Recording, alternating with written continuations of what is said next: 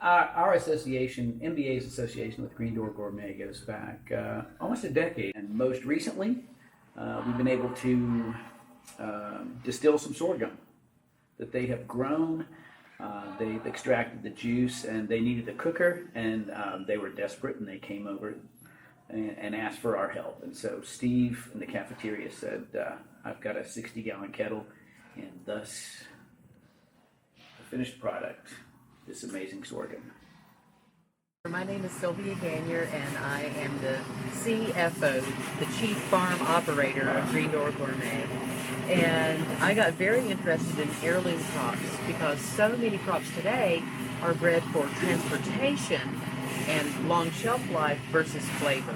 So we've lost a lot of those amazing heirloom things that we once grew. Sorghum is one of those things. It used to be you couldn't just run to the grocery store and buy sugar to sweeten things with. So you relied more on honey and maple syrup and sorghum. So sorghum was this amazing grain that could grow in the upper south, where sugar cane was growing in the lower south.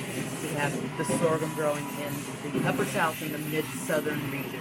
Tennessee especially was known for having great sorghum along with our neighboring cousins. Sorghum is this wonderful cane.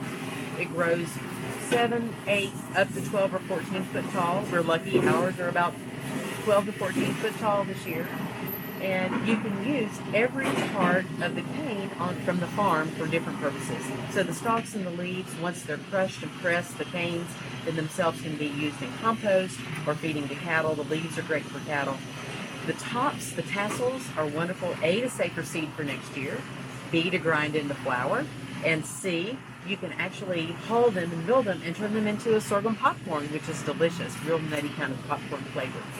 And then the syrup itself, you cook down and reduce, and I know our chef is going to tell you a little bit more about that, but this process became the sweetening staple for 90% of Southern households pre-1920. Once sugar became readily available, it wasn't here anymore. So we're trying to bring back a Southern sorghum revival because it is truly an unrefined sugar. Your body can process it so much easier than a refined sugar.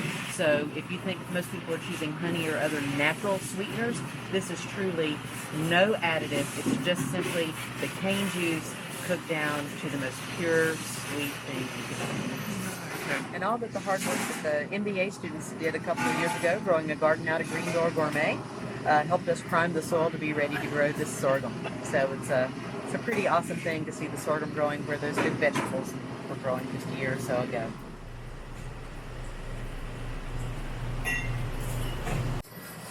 Hi, I'm Richard Jones. I'm Executive Chef at Green Door Gourmet, and here today we're going to show you a little bit about what's happening at MBA, where we're creating sorghum that's raised right here in Davidson County. And so first of all, the process starts with raising the sorghum, which is basically like a grass and like a sugar cane, and then we squeeze the sugar cane, and the juice that comes out looks a bit like this. And it's a little cloudy because I've been mixing it up, but it has some of the cellulose and the sugars in there with water content. And then we take that, we collect it all, and then we have to reduce the water content of the juice to concentrate the sugars. And so here we are with the facilities here at MBA, and we have the steam jacket kettle, which is a fabulous investment for evaporating the water content. And as that happens, you can see there's a little bit of foam that comes to the surface. And this is some impurities as well as cellulose that we want to remove from the process. And so this will be put onto the compost here at the school, and then gradually this reduces down by about 90%.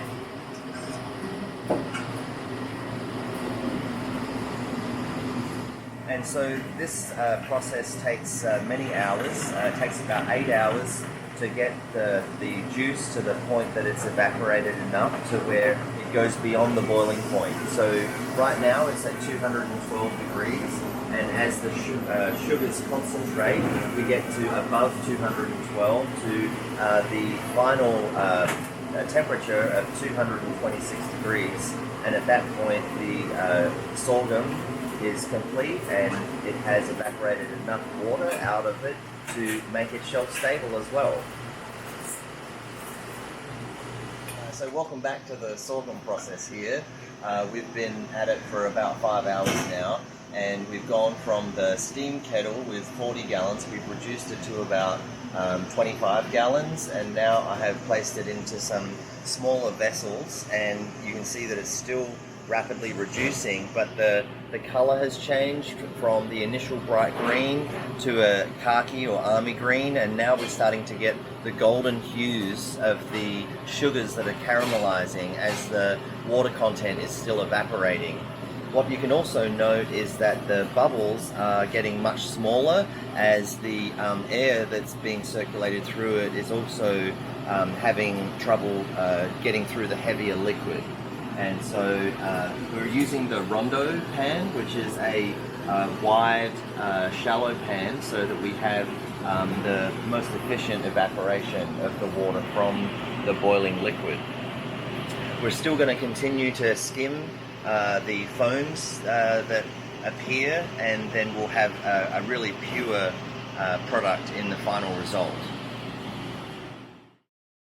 So we've been reducing the sorghum pretty much for, oh gosh, close to 8 hours now, and we have a almost finished batch here, and as you can see the bubbles are multitudinous, and they're kind of small and very bright golden. And now we're going to test the temperature, and so as we place this in here, you'll see the temperature rise rapidly to above boiling, and we're actually getting close to 222 degrees. So 221.9, and so we'll just let that simmer for a few more minutes, and then it will be removed from the pot and allowed to cool. And as it cools, it thickens to the final consistency as well. And so here we have the almost finished final product. Beautiful, glossy, rich, sweet, and very flavorful syrup. And that's sorghum. So this is one of our test batches. So the sorghum actually starts out very green in color, and the longer it cooks, the more it transforms into a caramelized sugar. So this one is this golden kind of amber color here.